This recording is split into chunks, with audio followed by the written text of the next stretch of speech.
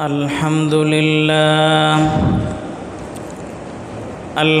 لله وكفى والصلاة والسلام على عباده الذين اصطفى وعلى آله وأصحابه الذين آثروا الهدى على الدجى وسلم تسليما كثيرا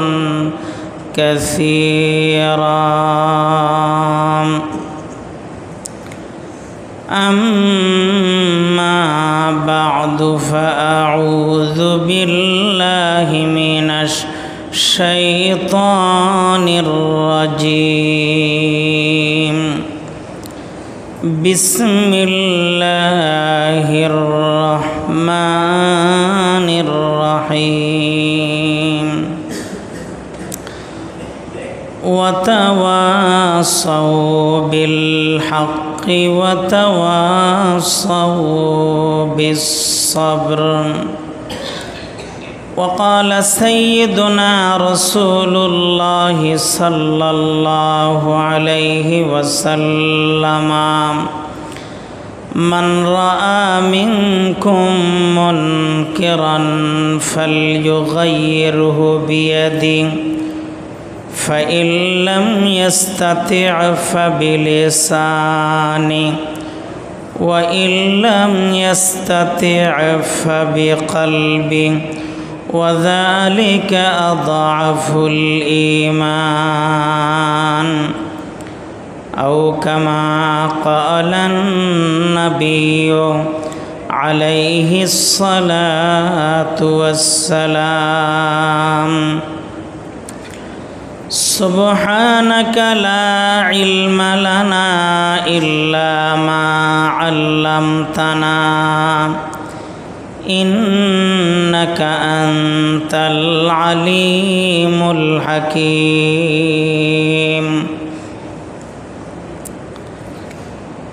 हर लहज़ा है मोमिन की नई शान नईयान,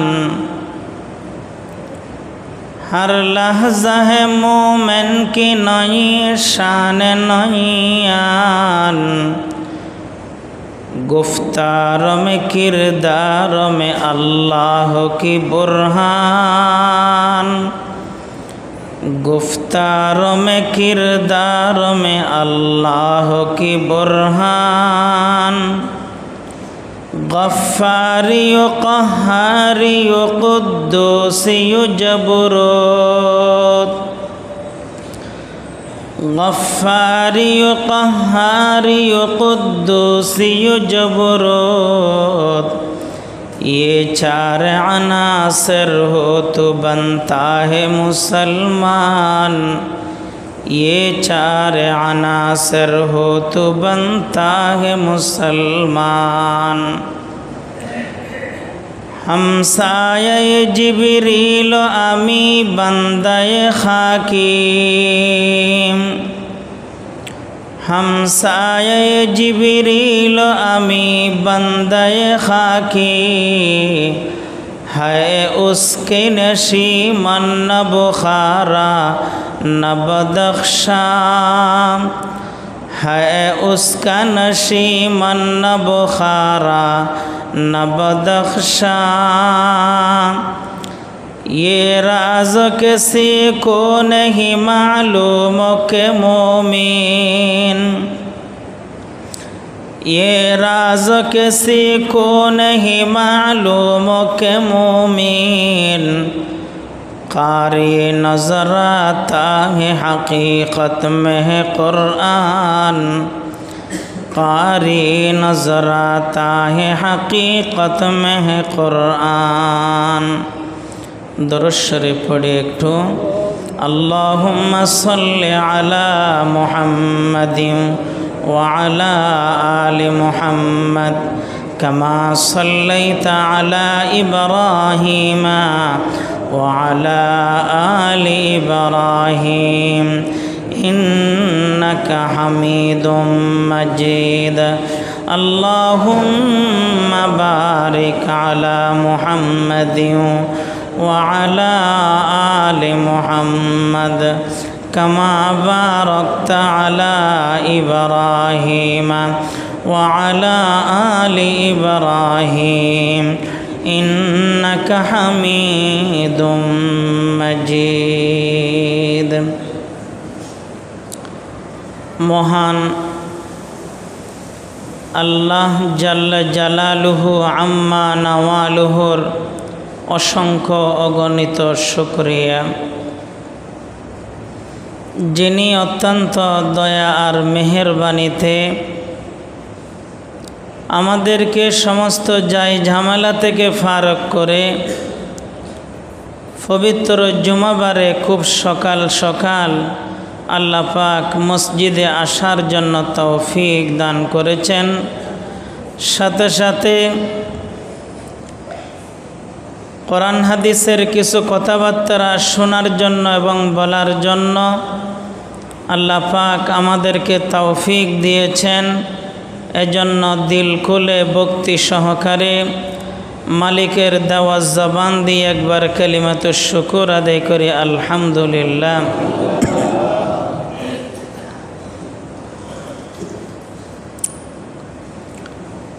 সময় একেবারে সংক্ষিপ্ত। এই সংক্ষিপ্ত সময়ে আমি আপনাদের সামনে কোরআনে মাজিদের একটি সূরা সূরাতুল আসরের শেষের দুইটি আয়াত আপনাদের সামনে পাঠ করেছি। রাসূলুল্লাহ সাল্লাল্লাহু আলাইহি ওয়াসাল্লামের অগণিত অসংখ্য হাদিস থেকে একখানা হাদিস আপনাদের সামনে পাঠ করেছি।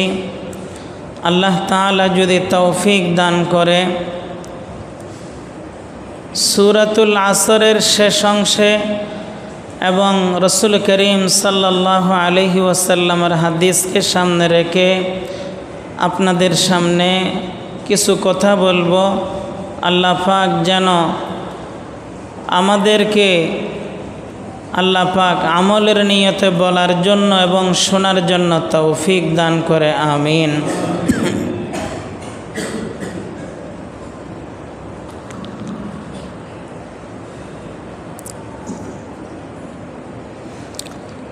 আল্লাহ পাকের নিজাম হচ্ছে আল্লাহ তাআলা মানুষ সৃষ্টি করলেন। দুনিয়াতে যত মানুষ আল্লাহ পাক সৃষ্টি করেছেন দুই ধরনের মেজাজ দিয়ে সৃষ্টি করেছেন। পৃথিবীর সমস্ত মানুষ কোনো সময় একেবারে ভালো ছিল না, আবার একেবারে খারাপও ছিল না। কিছু মানুষ থাকবে ভালো, আবার কিছু মানুষ থাকবে কি খারাপ। দুই ধরনের না মানুষ। কিছু মানুষের মন মেজাজ কল্যাণের দিকে, ভালোর দিকে, আবার কিছু মানুষের মন মেজাজ হচ্ছে খারাপের দিকে। কোরআন শরীফের ভিতরে আল্লাহ তাআলা বলেছেন ফাআলহামাহা ফুজুরাহা ওয়া তাকওয়াহা। এই আয়াতের ভিতরে আল্লাহ তাআলা বলেন কিছু মানুষের মন মানসিকতা এমন যেই মন মানসিকতা দিয়ে সে গুনাহ করে, সে কি করে? গুনাহ করে।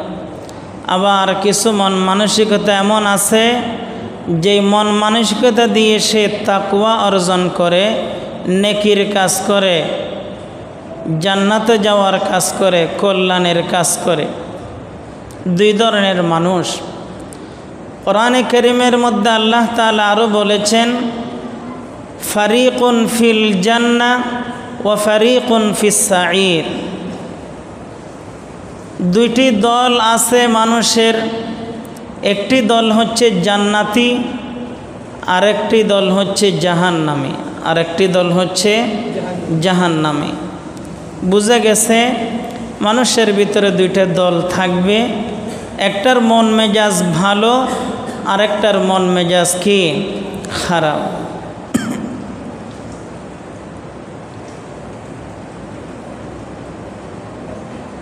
তো এজন্য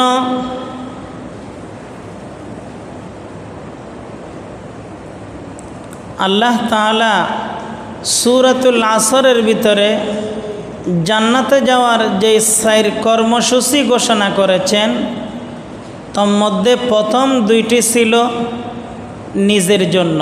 প্রথম 2টি ছিল কি নিজের জন্য।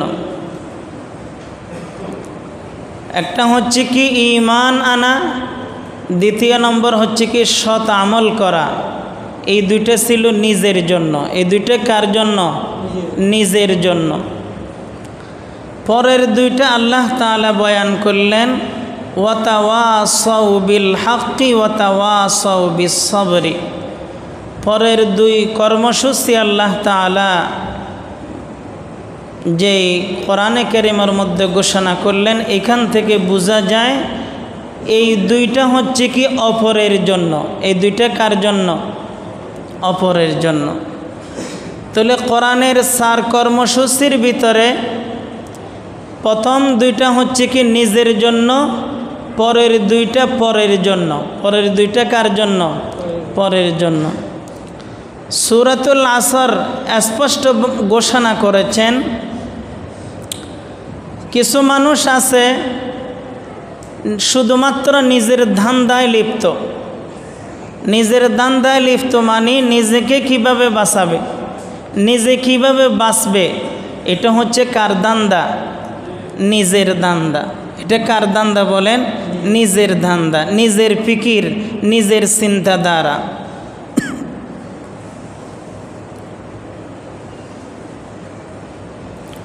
ওনারা বলে যে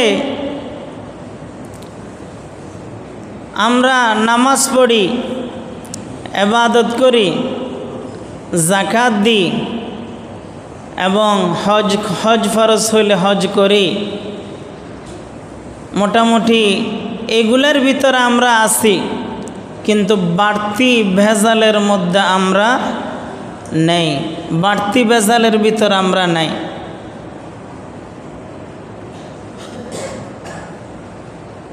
যারা নাকি শুধুমাত্র নিজে নামাজ, রোজা, দোয়া, হজ, নিজের ঈমান, নিজের আমলের চিন্তা ভাবনা করে, এরা হচ্ছে নিজের ধান্দা করেছে। নিজের কি করেছে? দান্দার, অর্থাৎ নিজের ভালো হওয়ার ফিকির করেছে। এতটুক করে সে মনে করতেছে আমরা আল্লাহর কাছে মুক্তি প্রাপ্ত হব, আমরা আল্লাহর কাছে মুক্তি পাব। কোরআনে কারীমের সূরাতুল আসরের দিকে যদি তাকাই, বোঝা যায় এই লোকগুলো আল্লাহর কাছে মুক্তি পাবে না। এই লোকগুলো আল্লাহর কাছে কি পাবে না? মুক্তি পাবে না। কারণ কোরআনে কারীমের 4 কর্মসূচির ভিতরে 2টি কর্মসূচি হচ্ছে নিজের চিন্তার ব্যাপারে, নিজেকে গঠন করার ব্যাপারে, আর পরের 2টা কর্মসূচি এগুলা অপরকে মানুষ বানানোর জন্য, অপরকে জান্নাতি বানানোর জন্য, অপরের চিন্তার ব্যাপারে, অপরের ফিকির করার ব্যাপারে। তো জান্নাতে যাওয়ার কর্মসূচি কি শুধু 2টা নাকি 4টা? যদি 4 কর্মসূচি আমাদের ভিতরে আসে তাহলে আল্লাহর কাছে মুক্তি প্রাপ্ত হতে পারব। আর যদি প্রথম 2টা নিয়ে যদি আমরা কি হয়ে গেলে বসে থাকলে, তাহলে মনে মনে যদি ধারণা করি যে আল্লাহর কাছে মুক্তি পাওয়া যাবে, বলেন আল্লাহর কাছে কি মুক্তি পাওয়া যাবে? এজন্য পরের 2 কর্মসূচি ঘোষণা করছেন আল্লাহ তাআলা, বলেন ওয়াতাওয়াসাউ বিল হাক্কি। পরের 2 কর্মসূচির 1 নম্বরের কর্মসূচি হচ্ছে মানুষকে সৎ কাজের উপদেশ দেওয়া, মানুষকে সৎ কাজের কি দেওয়া? উপদেশ দেওয়া। মানুষকে অসৎ কাজ থেকে বিরত রাখা।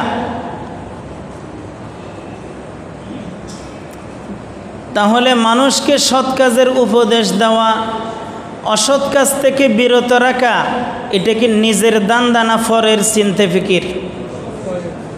ফরের চিন্তা ফিকির। আমি আল্লাহর কাছে মুক্তি পাইতে চাইলে ফরের জন্য চিন্তা করতে হবে আমাকে। এই এতটুকু অংশের দ্বারাই বোঝা যাচ্ছে যারা নাকি দাঈ ইলাল্লাহ আছে, যারা দাঈ কি আছে? ইলাল্লাহ, আল্লাহর দিকে দাওয়াত দে, আল্লাহর দিকে আহ্বান করে, এরা আল্লাহর কাছে নাজাত প্রাপ্ত বান্দা। এরা আল্লাহর কাছে কি প্রাপ্ত বান্দা বলেন? নাজাত প্রাপ্ত বান্দা। কেন? দাঈরা যারা আল্লাহর দিকে ডাকে, যেমন মসজিদের ইমাম সাহেব, মসজিদের মুয়াজ্জিন সাহেব, যেমন মসজিদের খতিব সাহেব, উলামায়ে ইকরাম যারা বিভিন্ন বয়ানে মানুষকে কার দিকে আহ্বান করে? আল্লাহর দিকে আহ্বান করে। তাবলীগ জামাত মানুষকে কার দিকে আহ্বান করে? আল্লাহর দিকে আহ্বান করে। বিভিন্ন ইসলামী সংগঠন কার দিকে আহ্বান করে? আল্লাহর দিকে আহ্বান করে। তো বলেন, যারা আল্লাহর দিকে আহ্বান করবে তারা আল্লাহর কাছে নাজাত প্রাপ্ত বান্দা। তারা আল্লাহর কাছে কি প্রাপ্ত বান্দা? কারণ তারা নিজেরাও নেক আমল, ঈমান এনেছে, নেক আমল করেছে, সাথে সাথে এতটুকুতে বসে থাকে নাই, অপরের চিন্তাধারাও করেছে, অপরের চিন্তাধারাও কি করেছে। তাহলে অপরের চিন্তা করা এটা নাজাত প্রাপ্ত বান্দার আলামত। নাজাত প্রাপ্ত বান্দার কি আলামত? কোরআনে কারীমের আয়াত আল্লাহ তাআলা বলেন, ওয়ামান আহসানু কাওলাম মিম্মান দাআ ইলাল্লাহ ওয়া আমিলা সালিহা ওয়া ক্বালা ইন্নানি মিনাল মুসলিমিন। আল্লাহ তাআলা বলেন, তার কথার থেকে উত্তম কথা আর কার কথা হতে পারে যে মানুষকে আল্লাহর দিকে ডাকে,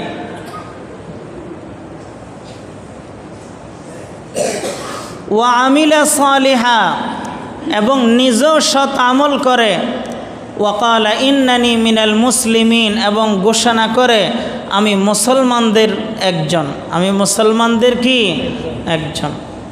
তাহলে দেখেন আল্লাহ তাআলা বলেছেন যে মানুষকে আল্লাহর দিকে ডাকে তার কথা হচ্ছে সবচেয়ে উত্তম কথা। সবচেয়ে কি কথা? উত্তম কথা। আল্লাহ পাক আমাদেরকে, আল্লাহর বান্দাদেরকে আল্লাহর দিকে ডাকার জন্য তৌফিক দান করুক, বলেন আমিন।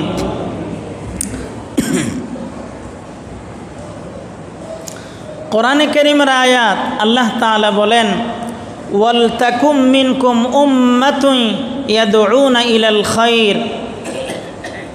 আল্লাহ তাআলা বলেন, তোমাদের মধ্যে এমন একটি দল থাকা চায়, তোমাদের মধ্যে এমন একটি কি থাকা চায়?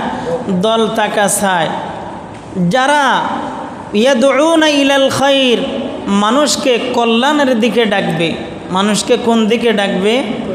কল্যাণের দিকে ডাকবে মানুষ। কল্যাণ কি? কল্যাণের দিকে ডাকা কি?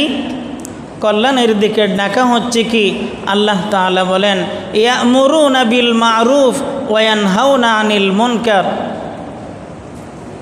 মানুষকে সৎ কাজের আদেশ দিবে, অসৎ কাজ থেকে মানুষকে কি রাখবে? বিরত রাখবে। এমন একটা দল তোমাদের মধ্যে থাকা চায়। আল্লাহ তাআলা বলেন, ওয়া উলাইকা হুমুল মুফলিহুন, এরাই সফল কাম। এরাই কি কাম বলেন? সফল কাম।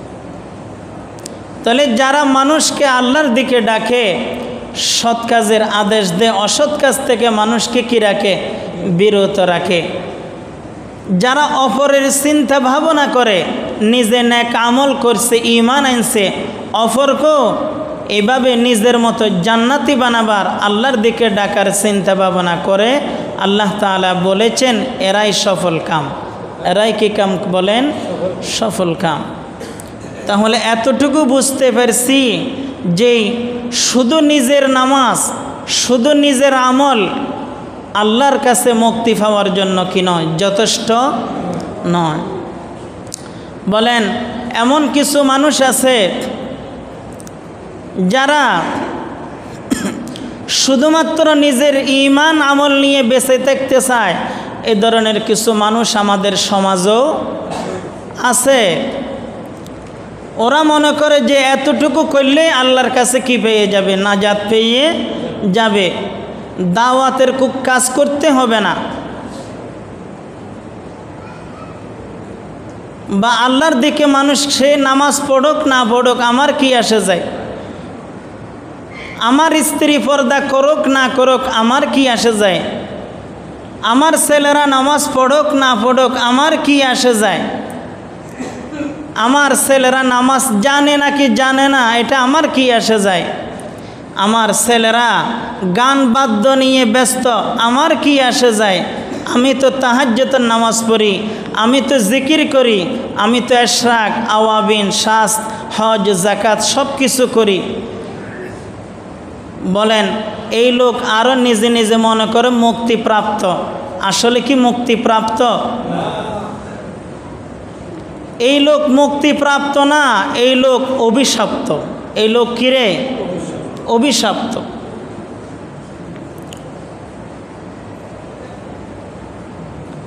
হযরত জিবরিল আলাইহিস সালামকে আল্লাহ তাআলা বললেন, হে জিবরিল, অমুক একটা গ্রাম আছে, সেই গ্রামটা তুমি উল্টিয়ে দাও। গ্রামটা কি দাও? হযরত জিবরিল আলাইহিস সালাম ফেরেশতাদের বহর নিয়ে গেলেন। কাছে যাওয়ার পরে দেখলেন অধিকাংশ মানুষই তো নাফরমান ওই এলাকার, কিন্তু এমন একজন লোক আছে যেই লোকটা এক মুহূর্তের জন্য আল্লাহর নাফরমানি করে নাই। এক মুহূর্তের জন্য কি করে নাই? আল্লাহর নাফরমানি করে নাই।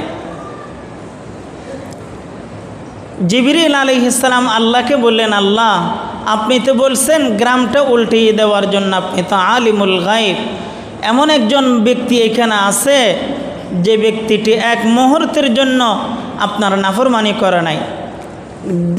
বাম কাঁধের যে ফেরেশতা আছে এই ফেরেশতা গুনাহের জন্য এখনো কি বসাইতে পারে নাই, কলম বসাইতে পারে নাই।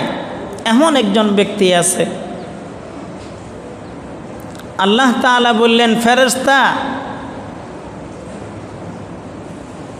এই লোক নিজে সৎ আমল করেছে। নিজে কি আমল করেছে? সৎ আমল করেছে। দেশকে দেশ, গ্রামকে গ্রাম, ইউনিয়নকে ইউনিয়ন, থানাকে থানা মানুষ আমার নাফরমানিতে লিপ্ত। এগুলো দেখে এই বান্দার চেহারা একটু মলিন হয় না? এমন বান্দার ইবাদতের দরকার আমার নেই, আগে তাকে উল্টিয়ে দাও। নাউজুবিল্লাহ বলেন। তাহলে বুঝতে হবে নিজের ধান্দা যথেষ্ট নয়, নিজে বাঁচার ফিকির যথেষ্ট নয়, নিজে বাঁচার ফিকিরের সাথে সাথে অপর ভাই কেমনে বাঁচবে এটার ফিকিরও আমাদের করতে।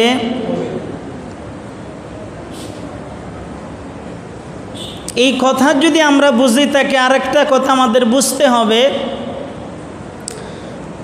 আল্লাহ তাআলা যে বলছেন ওয়াতাওয়াসাউ বিল হক, সৎ কাজের উপদেশ, সৎ কাজের উপদেশ দেওয়া, অসৎ কাজ থেকে মানুষকে বিরত রাখা, এই কাজটা কার? এই কাজটা কি শুধুমাত্র খতিব সাহেবের?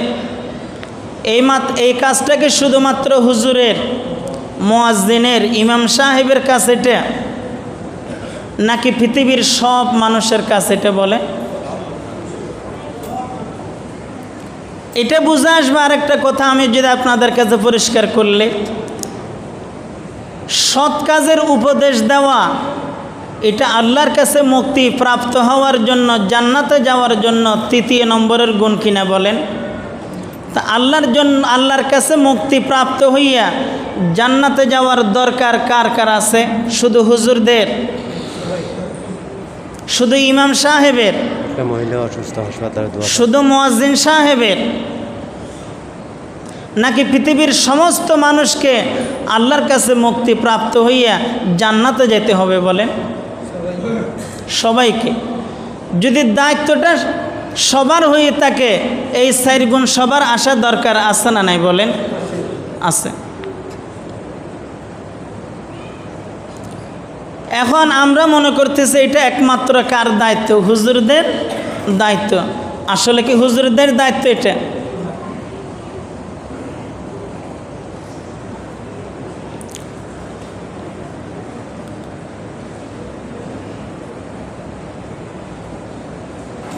দেখেন রসুল করিম সাল্লাল্লাহু আলাইহি ওয়াসাল্লামের হাদিস, রসুল পাক সাল্লাল্লাহু আলাইহি ওয়াসাল্লাম বলেছেন, আলা কুল্লুকুম রাইন ওয়া কুল্লুকুম মাসউলুন আন রাইয়াতিহি।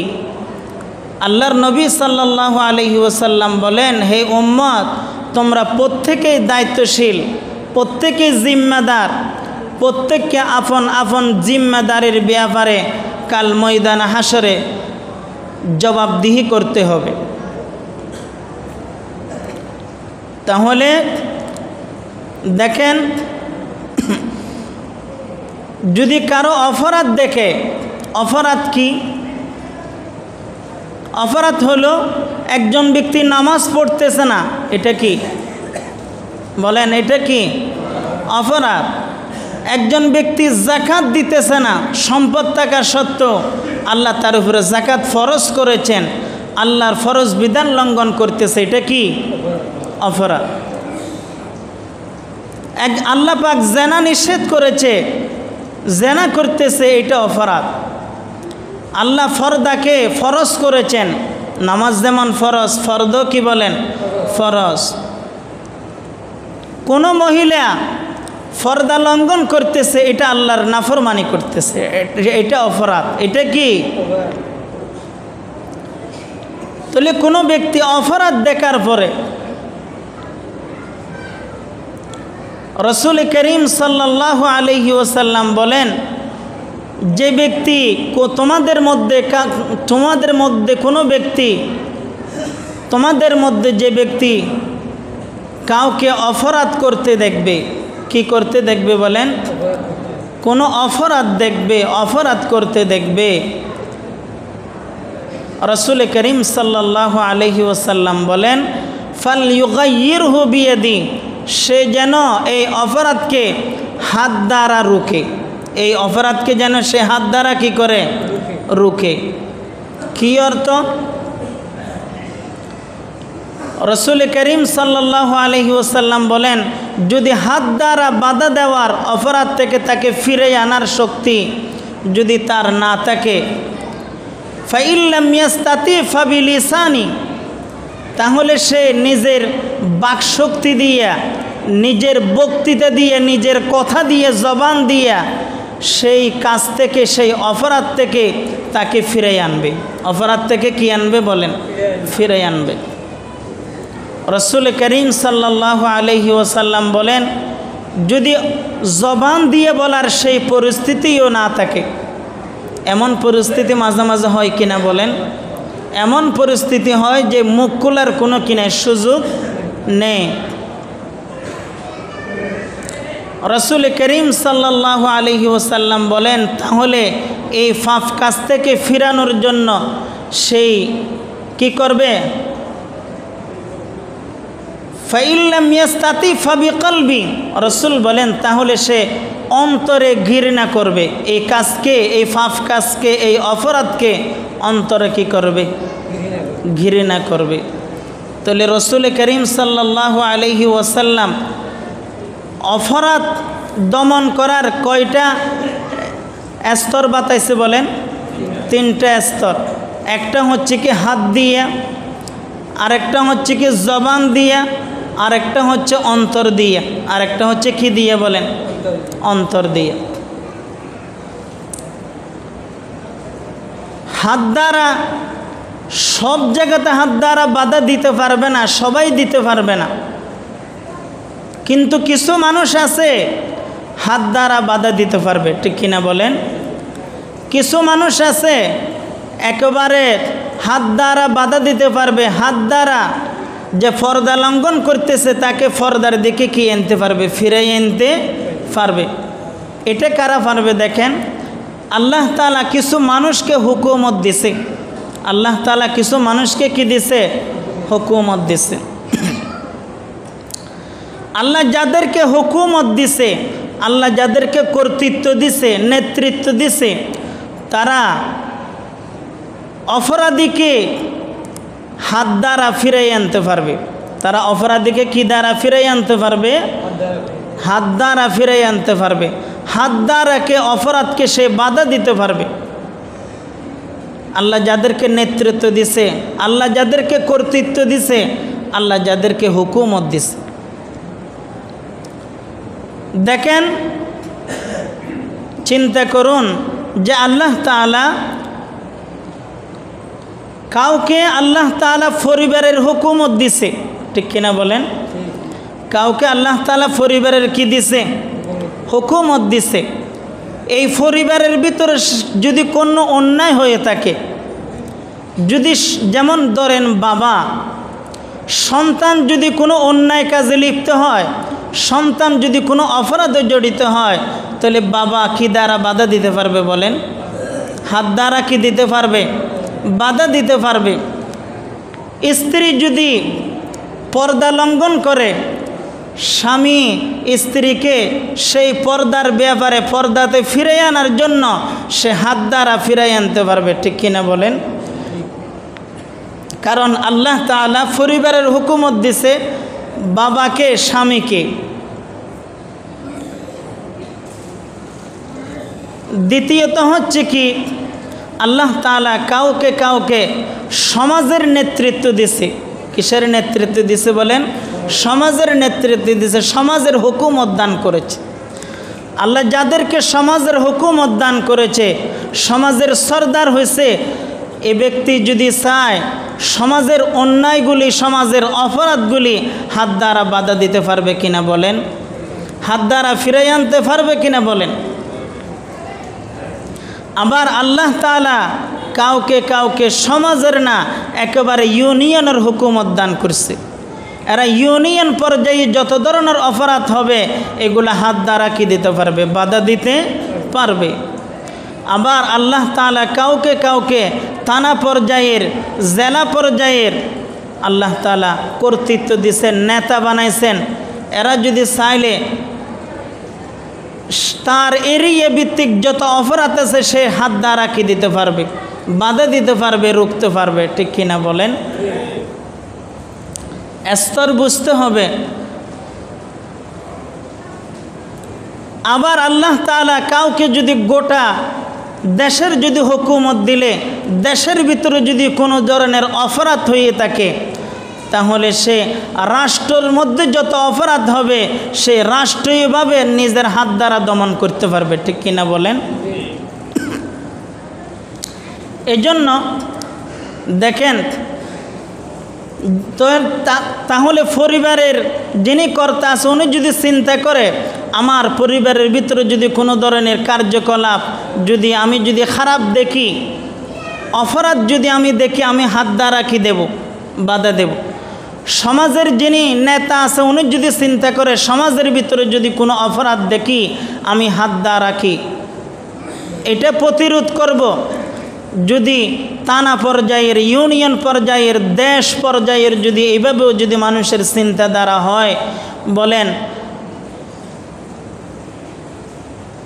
বলেন সূর্যের আলোতে কোনো মায়ের সন্তান আছে অপরাধ করার মতো? অপরাধ করে পার পাওয়ার মতো কোনো সুযোগ থাকবে? তা আজকে দেখেন অপরাধে আমাদের দেশটা ভরে গেছে। অন্যায়, অপরাধ, অবিচারে দেশটা কি গেছে? ভরে গেছে। কারণ কি? যারা হাত দিয়ে বাধা দিতে পারবে, অপরাধকে যারা হাত দিয়ে রুখতে পারবে, এমন মানুষের ছায়াতলে গিয়ে মানুষ অপরাধ করতেছে, ঠিক কিনা বলেন? দেখেন আজকে যিনি নেতা হবে, যার কারণে অর্থাৎ যার মাধ্যমে সমাজের অপরাধগুলি কি বন্ধ হতো, যার মাধ্যমে দেশের মধ্যে অন্যায় অবিচার বন্ধ হতো, তার ছায়াতলে গিয়ে মানুষ খুন করেছে, ঠিক কিনা বলেন? ঠিক।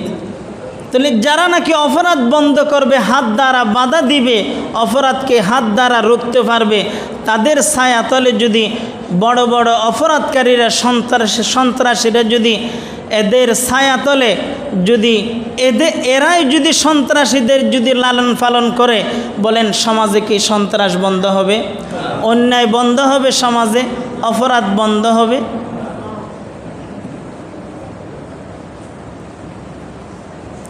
তাহলে আজকে সূরাতুল আসর থেকে আমরা একটা জিনিস বুঝতে পারলাম যে আমাদের বাড়ির কর্তা যদি কি হয়ে গেলে, ঠিক হয়ে গেলে, তাহলে বাড়ির মধ্যে অপরাধ হতে পারবে না। সমাজের কর্তা যদি কি হয়ে গেলে, সমাজের কর্তা যদি ঠিক হয়ে গেলে সমাজে অপরাধ হতে পারবে না। দেশ পরিচালক যিনি দেশের শাসক, উনি যদি ঠিক হয়ে গেলে দেশে কোনো অপরাধ হতে পারবে না, ঠিক কিনা বলেন? সূরাতুল আসর আমাদেরকে এটা বলে। তাহলে দেখেন যে সমস্ত মানুষ বলে যে আমরা হুজুররা দুনিয়াতে কোনো রাজনীতি করতে পারবে না, রাজনীতির কথা মসজিদে বলতে পারবে না, বলেন আপনি যদি এই জিয়াউর রহমানের কি আদর্শ বাস্তবায়নের কথা বলতে পারেন, আপনি যদি শেখ মুজিবের আদর্শ বাস্তবায়নের কথা বলতে পারেন, হুজুররা আল্লাহর দ্বীন বাস্তবায়নের কথা বলতে পারবে কি?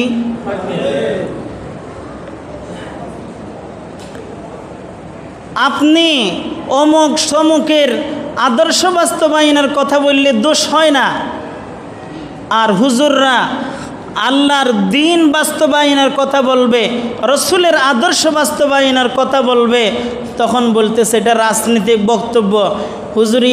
হুজুরকে দাওয়াত দেওয়ার সময় বলি তো হুজুর রাজনৈতিক আলাপ নিষেধ, ঠিক কিনা বলেন? সূরাতুল আসর আমাদেরকে একটা জিনিস শিক্ষা দেয়। আজকে যদি আমরা আমাদের দেশে যদি কি করতে পারতাম, যে একজন আদেল ইনসাফ একজন ব্যক্তি যদি আমরা শাসক বানাতে পারতাম, তাহলে আমাদের দেশ অপরাধ মুক্ত হতো, ঠিক কিনা বলেন? আজকে দেখেন বিভিন্ন পার্কের মধ্যে কি একজন পুরুষ একজন মহিলা ওখানে কি জেনার বাজার খুলে দিছি বর্তমান এই পার্কগুলো, ঠিক আছে কিনা বলেন? বর্তমান পর্যটকগুলো জেনার আড্ডাখানা হয়ে গেছে।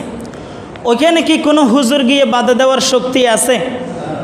হুজুর গিয়ে বাধা দিলে হুজুরকে ফিটে দিবে, ঠিক কিনা বলেন?